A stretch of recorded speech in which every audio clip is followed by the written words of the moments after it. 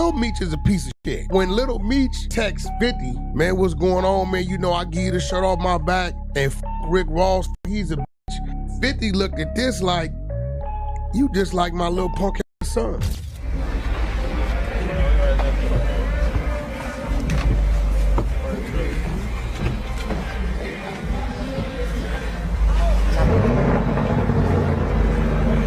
You know what I'm saying? Do you know what it's like to have beef with 50 Cent? Mm-hmm. 50 Cent is incredible with the beef. Not just musically, with every day he was going viral. Yo, your mother, your wife. I'm like, oh my God, this guy here. Like, don't get beef with 50 Cent.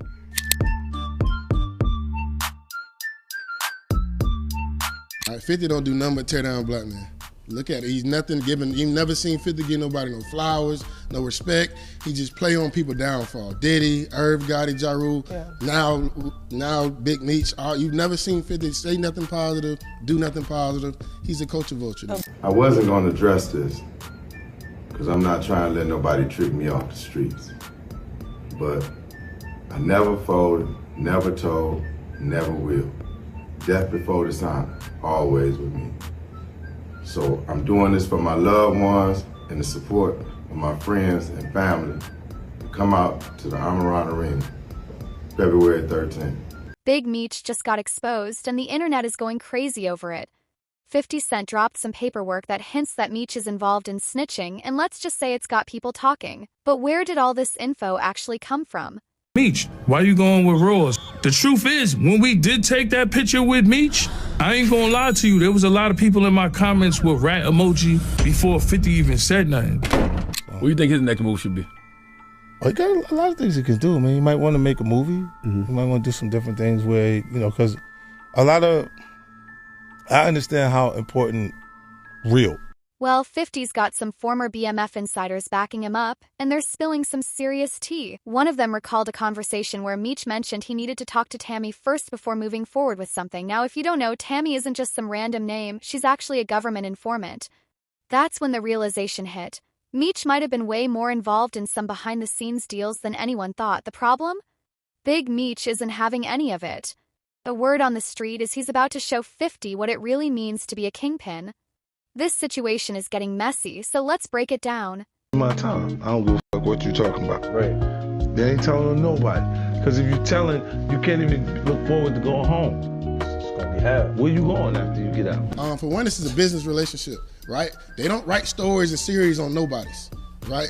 So BMF is BMF, but not because of 50, it's because of Big Meech, right? That's his story, that's his life. Right, so I don't think 50 doing them no favors. They both profited, right? It ain't just like it was a one-sided deal. We both made money together. To tell y'all or share this message with y'all, because I feel like it's somebody out here, or maybe it's just a bunch of people out here that need to hear this. You took a picture with Rick Ross. Put your back against the wall and just slide down. BMF Immortal, and it's cool. Like sometimes we switch perspectives, so it's from a law enforcement perspective. Oh wow! Instead of it being from the, you know, the actual hustler side, of the aspirational side. Just you know how often someone gets in trouble and decides to tell on someone else to rap. Yeah. So 50 Cent starts BMF. So he puts Lil Meech on. He puts $5 million in their pocket. Meech comes home, takes a picture with Rick Ross. 50 Cent throws him. Lil Meech reaches out. Hey, you know, that's my pops. Rick Ross, I'm with you. What's your thoughts on how 50 Cent handled that? One thing about 50 Cent, he's never afraid to expose someone. If he's got dirt on you, he's going to let the world know. But when it comes to Big Meech, he might want to tread carefully because Meech isn't just any regular enemy. For those who don't know, Demetrius Big Meech Flannery was the mastermind behind the Black Mafia family, BMF, one of the most notorious narcotics empires in history. Back in the 1980s, he and his younger brother Terry Southwest T. Flannery started selling in small $50 bags. But by the early 2000s, their operation had exploded, reaching states like Michigan, Georgia, Florida, California, and Louisiana. What is it with you and Ross that's just been going on for so long? Nothing else works for him outside of mentioning me. When things get bad, you mention me. It gets covered further. I get covered across the board. They get covered on the hip hop blog. It is what it is. And you watch because I have nothing else to say. You just see it happen periodically as it goes. You know, you see that big white elephant, that property he lives at? It costs more than the nightclubs. He's in the nightclubs. What kind of rich cut his own grass? Why you out there cutting your own grass? You trying to save money, nigga? You don't want to pay for the lawn to get cut, huh? Ain't nothing wrong with cutting your grass. And with big business comes big money, the kind that catches the Fed's attention. To keep things looking clean, the brothers started BMF Entertainment, a music promotion company that also helped them launder money. Of course, this wasn't just a front. They did sign an artist, Blue Da Vinci, who even dropped an album in 2005 called The World Is BMF's. But let's be real, music was never the main focus. 50 had your key. Do you know what your one key? Me and you got the same key to any embarrassment. Whether it's factual or not, what is it? What's your key? Being exposed? Lena, okay. Then, in October 2003, Meech's empire came crashing down. The feds caught up with him, and just like that, his kingpin days were over. Orange jumpsuit, locked up lifestyle, game over. Meech is a piece of shit. When little Meech texts 50, man, what's going on, man? You know I give you the shirt off my back, and Rick Ross, he's a bitch. 50 looked at this like, you just like my little punk son. If you cross your daddy, you'll really cross me. So guess what? You too. And he responds, what next season? First, everyone assumed Blue Da Vinci was the weak link in the crew. He conveniently didn't get arrested when the feds took down most of the BMF members. But things got even messier when BMF's logistics head, Dexter Sosa Hussey, pointed fingers at Blue, making people even more suspicious. This is the gentleman's side of Meech, right? Yep. The plane lands Friday night. It's like 12 midnight. Alex calls me. He's like, yo, Chris, Meech needs the biggest suite in Cancun. I'm like, I ain't no travel agent. He's like, no. When I landed, they told me that you got the presidential suite at the Crow. I'm like, are you crazy? Like, I love Meech, but I'm not giving him my room. I'm like, yo, man, I'm not giving him my room. He's like, he'll give you $60,000 right now. I was paying $3,000 a night. He had that Friday, Saturday, Sunday, and Monday. But here's the gentleman's side of Meech. I switched to another suite. I get a phone call. I'm like, yo, what's up? Who's this? He's like, yo, is this Chris Latimer? I'm like, yeah. He's like, yo, we up in the presidential suite. I got some messages from you. I'm like, all right, cool, man. Tell me what they are. And I'm like, yo, brother, man, thanks a lot, man. Yo, tell Meech, good looking out, man. He's like, Chris, it is Meech. That's important because a lot of people don't understand. To get to the top, you have to pay attention to every small detail. Okay. And knowing me calling him hear my voice, he knows the kind of man that. Another source broke it down further, explaining that Blue didn't take a single plea deal. Instead, he went in and gave up information the feds already had, basically just confirming details other informants had already shared. So what does all this mean? It means the snitching accusations are flying and nobody is safe.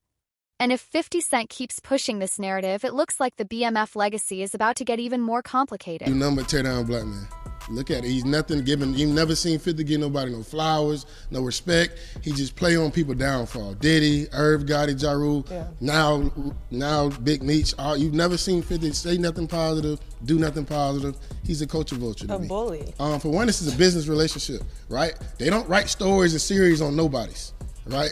So BMF is BMF, but not because of 50, it's because of Big Meech, right? That's his story, that's his life, right? So I don't think 50 doing them no favors. They both profited, right? It ain't just like it was a one-sided deal. We both made money together. Right? That don't mean I owe you no loyalty. That don't mean I can't go get money elsewhere, right? If more money get presented to me, right, I'm gonna go get me a bag. I just did 20 years in prison, right? I'm not gonna let nobody stop no bags come in because of y'all beef, bro. I woke up today and I had this overwhelming thought in my head, and I think like something is telling me to tell y'all or share this message with y'all, because I feel like it's somebody out here, or maybe there's a bunch of people out here that need to hear this. And it was like, you thought you were special. You really thought you were special. Who told you you were special? You thought you were special. So let's talk about Blue Da Vinci's court appearance because this part of the story is wild. When Blue showed up in court, his own lawyer basically admitted that he tried to cooperate. The lawyer told the judge that Blue was debriefed by the government, but he didn't have anything useful to share about the other defendants. In simple terms, Blue wanted to snitch, but he didn't have enough dirt to make it worth their time. Why you going with Ross? The truth is, when we did take that picture with Meech, I ain't gonna lie to you, there was a lot of people in my comments with rat emoji before 50 even said nothing. That brings up a big question. If Blue wasn't the one snitching, then where did the feds get their info from? Well, after getting dragged through the mud, Blue decided to clear his name. Instead of taking the fall, he went all in and leaked paperwork exposing Big Meech.